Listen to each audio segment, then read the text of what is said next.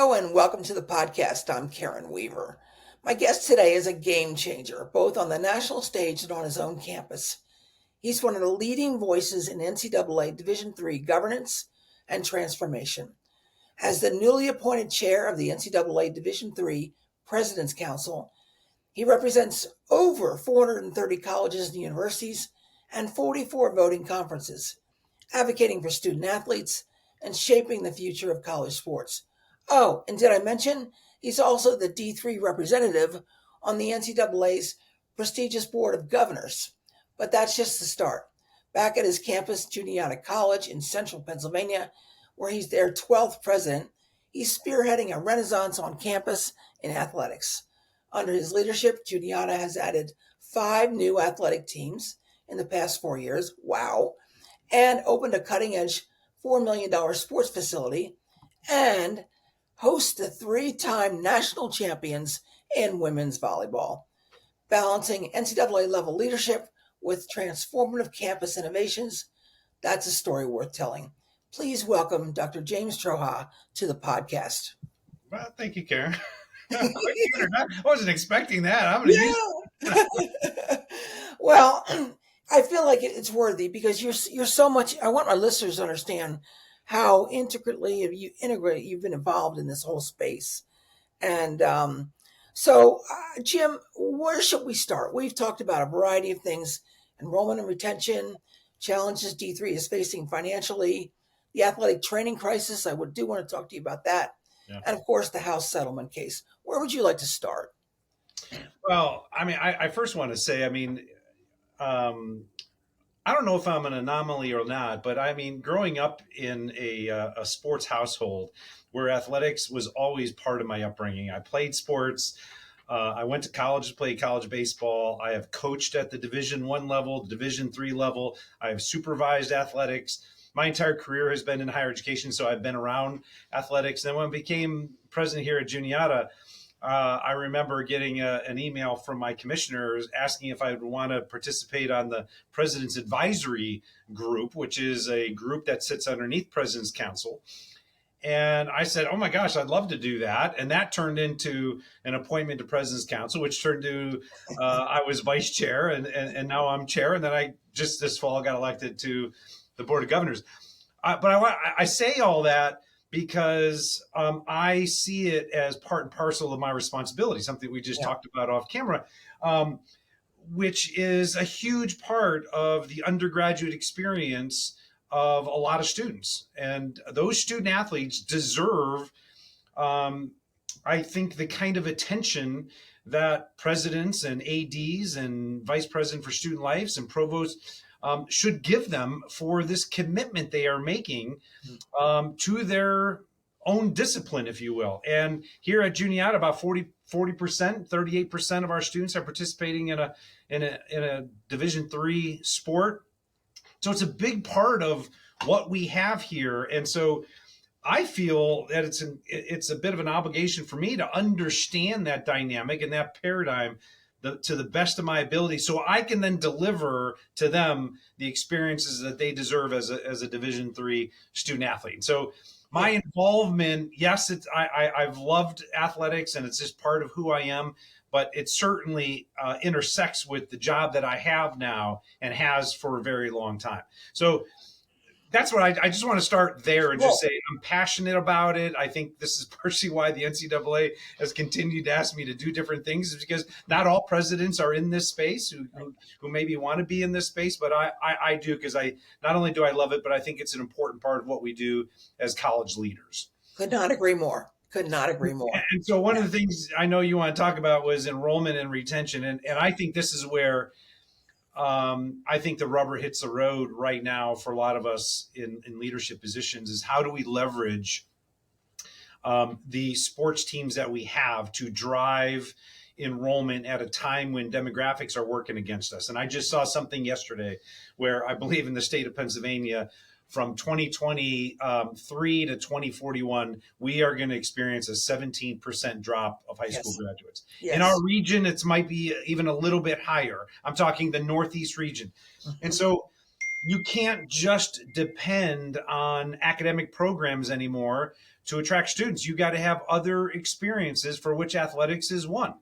And you asked me ahead of time, how else do you deal with this? Well, we brought, in addition to the 5 new athletic teams, we've brought things like our pep band, which we didn't have. We have brought a mock trial team. We brought esports in. So you think about these experiential moments for students, in addition, or very much like athletics, to help drive interest in your institution, which hopefully, if they're connected through all of these different groups, they're going to then retain, which is maybe even the more important part, because getting them here for 1 year doesn't help anybody. It's about their retention, and to see them cross the finish line as a graduate is, at the end of the day, the most important thing. Yeah. And so at Juniata, we put a lot of emphasis on that. And 96% of our students are graduating in 4 years or less. We take great pride in making sure once we get them that they are moving along that timeline to get done so they can go out and achieve their dreams. How have you found from your enrollment folks the actual getting kids to sign on the bottom line and come onto campus? I mean, we can talk about applications, we can talk about yield, but getting them to come on campus, have you had any issues with that first transition? Well, if you're talking about the first transition of how we get them, if we can get them to Huntington, Pennsylvania, and I don't know if you know where Huntington, Pennsylvania is, but we are in a very central, remote part of Pennsylvania, beautiful part of the state, not the region. But we have to get them here first. And if we can get them here, we've got a much better chance. I think it goes from, if they just apply online, I think the percentage of yield goes to something like almost 50% if we can get them to Huntington, Pennsylvania. So that's the first goal, is to connect them with our campus, because not only, I think, are they attracted by our location, but they meet our people. And Karen, you know better than I. You've been in this business maybe a little bit longer than I. It is the human relations that ultimately drives a student to connect at levels that are going to be meaningful for them, whether it's a coach, a faculty member, an administrator like myself, or their peers. And so here at Juniata, when you walk our campus, you are going to meet people who are smiling, who are going to connect with you, who are going to ask how you're doing, who are going to take time from their phone or their earbuds to look at you. And that's not the case at every place. And so that culture, that the values around kindness and connection are super important at a lot of places. I mean, it's certainly what drives us here at Juniata. And then you've got the never-ending challenge of what academic majors are you going to offer, what's good for the future, how do we attract a declining pool of 18 to 22-year-olds? How are you addressing that? How are you dealing with that? Well, I mean, like a lot of other schools, and some who haven't I think are seeing the downside, whether they're closing or having to close programs. I think we're going on our 7th year of almost every year introducing something new and different. So it doesn't mean that maybe a brand new academic program, but it's recasting that program in a more contemporary fashion. It's maybe bringing back a program that we discarded 15 years ago because there weren't students, like criminal justice. We brought that back after discarding it. It's doing tremendous now. We're looking to add nursing, which is a huge change for us.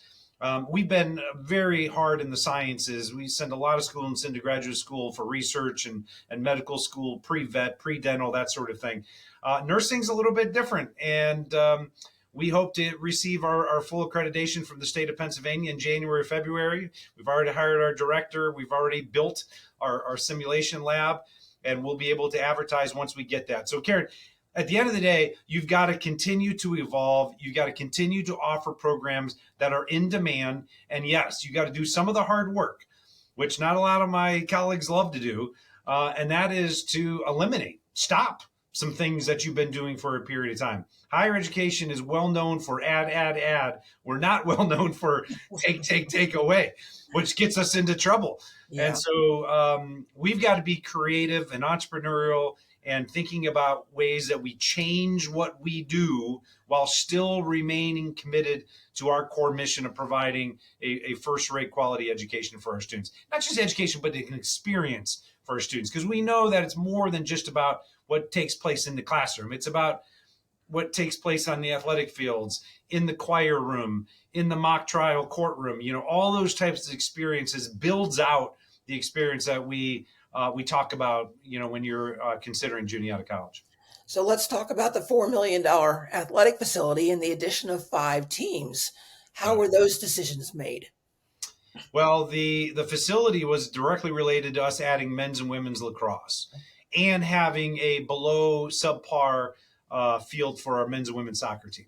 So, Karen, one of the things that I think I can say this now for, I'm in my 12th year as president here. If we're going to do something, I want to do it at the very best level. I don't want to do it just to do it. So if we're going to bring in lacrosse, let's make sure that we have a facility that exceeds the expectations of our student athletes, our alums, and et cetera. So we brought those teams in. We needed a quality place to play. We've had soccer teams. We felt like our field was subpar. So we, in a very short amount of time, got some great philanthropy from our donors and friends to build what is, I think, one of the best facilities in our region, called Gibble Field. Just sits up there. And so bringing in new sports, if you think about, it's only going to require a head coach and maybe a trainer and equipment. Well, the facilities and keeping up those facilities are huge. But if you are successful, those rosters, and lacrosse have some larger rosters, they can certainly help you drive your first-time, full-time freshmen and your overall enrollment. And that was the intent of bringing in lacrosse and men's and women's golf, which we used to have. We brought it back, and we added men's swimming we already had women's swimming, and we continue to look at opportunities. You look at women's wrestling and the growth of that, flag football and where that's going. So we continue to look at opportunities that fit with where we are and what facilities we have available. And if we don't have them, can we build them? Do we have the support and the interest in going that direction? So you mentioned cost, and obviously many presidents think it's easy to add a sport, but they do forget about all of the tangential costs: facilities, staffing, support personnel, travel on the road, those types of things. It's crazy. And now the Division III membership has decided that mental health support is incredibly important. It is, but that costs money too. We're also going to talk about the new athletic training report. How do you factor all of that in? Yeah. Well, I fortunately, and I can say this because I'm knee deep in the NCAA's, that from Charlie Baker down to Luis McCleary, who's the VP for Division III. I personally think they do an amazing job. Charlie walked into a very, very challenging situation with some very challenging issues in the courts that we are currently working with our congressional delegations to help with these situations. But there's no question, Karen, that for those of us who are interested in providing intercollegiate athletics, the costs of doing so continue to rise. There's no doubt about it. And the challenges that our students are bringing to us today are greater than ever. And you mentioned mental health. Yeah. I mean, when I think about when I was a dean of students some years ago, even when I started as president here back in 2013, it pales in comparison to what we see today in terms of the needs and the demands on our coaches, on our faculty, on our counseling staff. It just requires greater empathy. It requires better listening. It requires better development of our coaches, our faculty, and the like. And fortunately, where I started was that the NCAA is aware of this. They want to support us. I believe they have supported us. Budgetarily, they're funding mental health support at levels that we haven't seen before, and they will continue to do so. The Enrichment Fund for Division III has got $2,000 per institution allocated in it. right now, which every school can get, which is terrific. And I think that's only going to increase. So as you may know, Division III, most of our money goes to provide our championship experience, which, at Juniata, three-peating in women's volleyball just last weekend. We've been fortunate to experience this. They do an amazing job of lifting up our student athletes in these biggest moments. And I didn't quite get it when I started with the NCAA, because I'm like, 80% of your money going to that experience. Does every school get a chance to experience it? And the answer is, yeah. I mean, the participation in that experience is much higher than I thought. And I'm reluctant to give it, but I want to say, it's in the 70-80% of our institutions have had a championship experience, which is tremendous. Yeah. The other part of the budget goes to what I referenced in enrichment funds, which goes to professional development, which goes to training opportunities, which goes to helping our faculty athletic representatives attend the national convention to get an understanding of what we do at the NCAA and the intersection of our institutions and the NCAA. So I think we are very cognizant, we as in the NCAA and we as college leaders, of the needs and the demands, and then trying to make sure our budgets align to deliver for our students what they deserve in terms of support. I gotta believe though, and obviously new revenues is always a wonderful thing, but I gotta believe that as you add more teams, especially large teams like lacrosse, Yep. soccer, you still are gonna feel like we're still behind the eight ball in terms of support. And so how do you grow that at the rate that you're adding athletes and adding teams? Well, you gotta grow it with non-athletes, in my judgment. I mean, Okay. so the other revenue that you generate needs to come from some of the newer academic programs that you're going to be introducing. We have brought in, because of the growth of our athletic program, we started to see a demand for things like exercise science, which we did not have, but it fits well with our health professions Interesting. background and soul. And so we just brought that program in last year. I think we had initial, 8, 9 students. We've got over 20 in exercise science in 1 year. So those, yes, some of those are athletes, but that's where you need to drive revenue to help support those teams that you're delivering. And then the other one is through philanthropy. And my CFO and I were just looking at some pie charts the other day. What we used to get 10 years ago from net revenue has basically stayed about the same. And you're saying, well, how do you keep your doors open if your net revenue hasn't gone up? Well, because healthcare goes up and compensation goes up, utilities go up. Well, the piece of the pie that has grown has been philanthropy. I mean, what I do as a college president has changed dramatically in the last 10 years. I have to be much more external focused and talking to donors and friends about the needs that we have as an institution, and giving larger amounts of dollars to support what we are doing here as an educational institution. And a lot of that goes to college affordability. Some of that goes to facilities. Some people love to support a particular athletic program. Some want to support our library that we just renovated. So the job, Karen, as a college president, I would say continues to evolve, but I see no end in sight. That the demand on our time to be much more externally focused and driving new resources, whether it's private gifter grants, whether it's federal, state gifts and grants, driving resources to better support our institution is going to be at the forefront of what we do as educational leaders. And that's just a reality. And if you don't want to do that, or you're afraid to ask for money or talk to people about money, this gig may not be for you. It's no longer, unfortunately, maybe no longer sort of that, the intellectual academic at the helm anymore. It is at some places, and don't get me wrong, it's not an either or. It's not binary. Well, you're this or you're that. I'm just saying the need for skills, the need to have the want and the willingness to maybe be that, both that intellectual college president, but also the next day get on the road and go talking with donors and your board members about the resources that are needed for your institution is super important.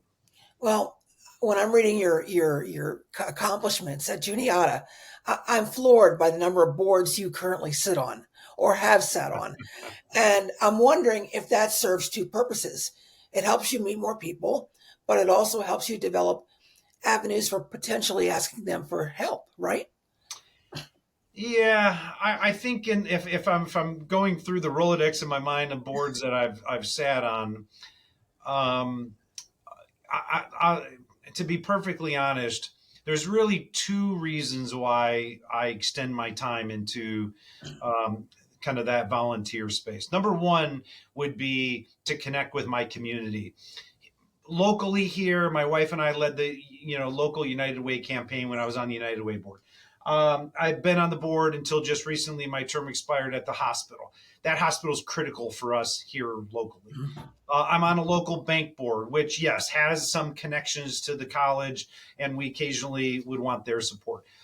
The second one, so that's the first one, is that it binds me and it helps build relationships, Karen. As I'll go Yeah. back to what I said before, it's one of the most important things we do as leaders is to have relationships, which then supports the institution. But the second part of it is, and I hope, whenever my time is done, whenever it is, that the visibility at the NCAA, at CIC, at NICU, all of these boards that I currently sit on or have been on, ACUP, my state association where I was chair, it brings visibility to the college. I Yeah. can care less about what it brings to Jim Troha, but when the Juniata president is involved with CIC or the NCAA, there's an awareness that comes with the president of this institution being involved in those national conversations. And No so question. No um, question. I love to give of my time because it personally and selfishly helps my institution get its brand out there, if you will. Well, I think that ties in nicely with what you said about the evolving role of the president, especially on a small campus. You know, so many people I've talked to who became D3 presidents came from Division One. Perhaps they were a dean or a vice president. It was their first shot at being a president in Yeah. D3. And they thought of D3 as a mini D1. And they really didn't have an understanding of how different the dynamics are on campus. If you could offer some advice to a new president who wants to look at a D3 presidency, is perhaps coming from D2 or D1, what kinds of things would you tell them? Oh my gosh. So I talk a lot about this, Karen, because I do some numerous Zoom calls with a couple of classes around higher education administration, including my alma mater, University of Kansas. I Wonderful. just did one a couple of weeks ago, Wonderful. and because I do, we need good people in Yeah. this profession. We need good people who want to be in leadership positions, and the demands of the job often, I think, dissuade people from wanting to participate in this lifestyle. Yeah. And it really is a lifestyle. It's not. It's if you think it's a job, you're probably not going to be successful. You have to go in with both feet, particularly at a place like Juniata or smaller institutions. And I would characterize my position here at Juniata as I'm more of a mayor than I am. I mean, I'm a college president, but I feel like I'm more of a mayor because I deal with, all kinds of issues that you wouldn't normally think a college president would have to deal with. But I'm, currently, negotiating with our town around the, acquiring some property that could be helpful to us. I sit down with our county commissioners and our local city council, borough council members to talk about roadways and safety measures and lighting and all kinds of things. So my advice would be that if you are ready to have a day that looks like none other every single day, then maybe this job is for you. And I always say, and it's why I sometimes get emotional when I'm talking to younger people about it, is because I can honestly say that when my feet hit the ground each morning and I think about the day ahead, I do so typically with a smile. Is every day great? No. But the opportunity to think about changing young people's lives Yeah. and the obligation that I have to try to make things better is something I take really seriously, but also with a side of fun. I mean, my job is fun. I get to go and celebrate 3 consecutive national titles with my volleyball players and their parents, which are accomplishments that they're going to be carrying with them for the rest of their lives. Yeah. The traditions that I take part with our students on. I mean, you are part and parcel of this 4-year moment. And when they graduate, they come back and see you. You've impacted their lives. Our faculty impact their lives every day. And so I'm grateful that it found me, if you will, because I'm a criminal justice background. My master's degree is in counseling. I had zero idea what I want to do in my life until some really, really great mentors helped steer me in this direction. And I try to do that with young people that really said, geez, Jim, how'd you get to where you are? And I talked to them about it. Yeah. First of all, you don't plan it. I can't talk to many presidents who said, yep, this is exactly what I thought I was doing. It is so rare you meet somebody and say, yeah, I wanted to be a college president. Yeah. Most of them say, nope, I was teaching and somebody asked me to do this. And then my portfolio grew to that. And next thing you know, a headhunter's calling me. And that was my story. And so I would tell young people to consider it. To think about it, to think about a trajectory toward it. You know, Karen, the funny thing is, and you probably know this through the literature, people who say they want to be a college president rarely achieve it. The people who ascend to the leadership roles, it typically finds them because they're not worried about trying to get that rung on the ladder to get to the top. They get to the top because they're performing, because they're noticed, because they're doing great work. And then somebody asks them to consider a new opportunity or different opportunity. Those are the people that make it to the top, are the ones who don't do so necessarily in a very intentional, purposeful way. Yeah, absolutely. I think that's true of so many of the presidents I've interviewed. And I think that's why, like you, I believe so thoroughly in giving people opportunities to prepare ahead of time, to say, what if this happens? What skill sets do I need to have? What knowledge and understanding do I need to have? I think that's a great way to think of it. Yeah. And I just spoke to our December graduates here Sunday, and I shared with them what employers are looking for in today's graduates. And Karen, it speaks to what I think are the most important characteristics of a college president today. And these are the intangibles that I think can't be found typically on a resume. These, what we used to call soft skills, I would call them essential skills of just things like passion and integrity and character and trustworthiness and leadership and team building and collaborativeness. I mean, all of those things that tend to happen on teams, to get back to the athletic piece, of being a good team player, a good team member, are absolutely essential for the role that I play as a college president. I have to work with my faculty. I have to work with my town. I've got to work with my board. I've got to be a good communicator. So interpersonal skills, first and foremost, would be the thing that I would say to any young person. Develop those skills. Be a good human.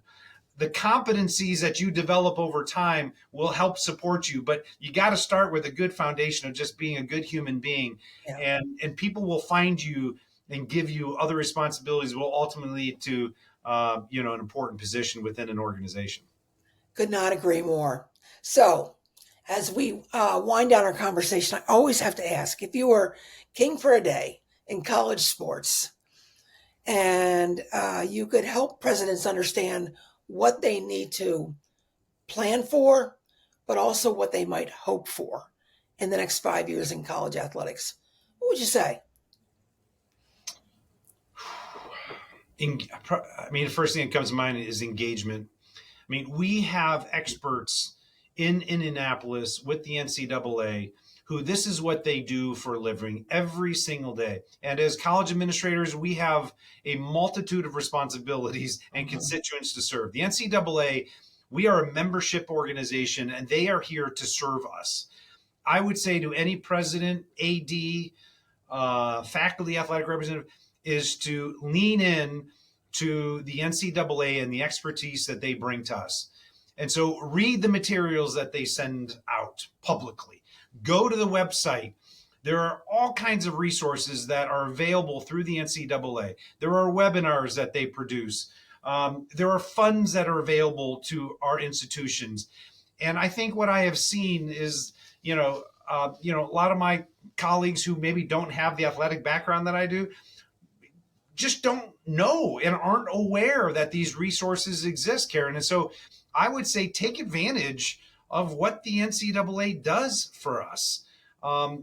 So, I think selfishly, if I were to think about it in a completely different way of what I might with one wand, there's all kinds of litigation, which we could talk for another day about what's happening with some of the pressures on Capitol Hill.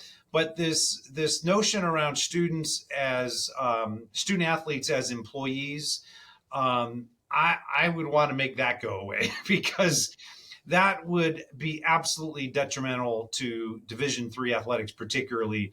It would be so hurtful to us if that ever were to pass. And so we are working with the NCAA. We do have congressional delegations that are on this, but that's the one piece out there that's hanging over us that could really, really make life very, very difficult for our institutions. Yeah. Do you worry about the future of Olympic sports? In what way? Well, one of the things that people keep saying is that if we have to share revenues with football, men's basketball, women's basketball, there won't be money left over to fund women's sports, Olympic sports, that type of thing. Not yet. I don't think so. We've got the big House case that's currently being played out, and I think we're going to be hearing something in the spring relative to NIL and the sharing of revenue and all of that. I want to get through that, and let's see where that lands. Certainly, Karen, the landscape of the NCAA and the challenges that are in front of us are deep and wide. And I couldn't think of, and I've had a chance to meet him and talk with him and be in the room with him. I can't think of a better person than Charlie Baker to help navigate this political morass, because he's been there and done that from his time as governor. And so I've got a tremendous amount of faith in him and our leadership with the NCAA to get us to where we need to be. But make no mistake, it's challenging, and that's why I think leadership at college universities need to be engaged. You need to be reading up. You need to be having conversations with people like yourself who are in this space to better understand how your institution is going to interact with the challenges that are facing the NCAA and our student athletes. Yeah, this is my mission. This is what I'm all in on, for sure. Well, I appreciate you for bringing it to light and having these dialogues and these conversations. And I'm happy to help any way that I can in whatever role I can play. Well, Jim, you've been a tremendous guest, deeply insightful because of your career path, but also your passion for people. So I really appreciate you taking some time to talk with my audience today. Absolutely, Kim. Good luck with things.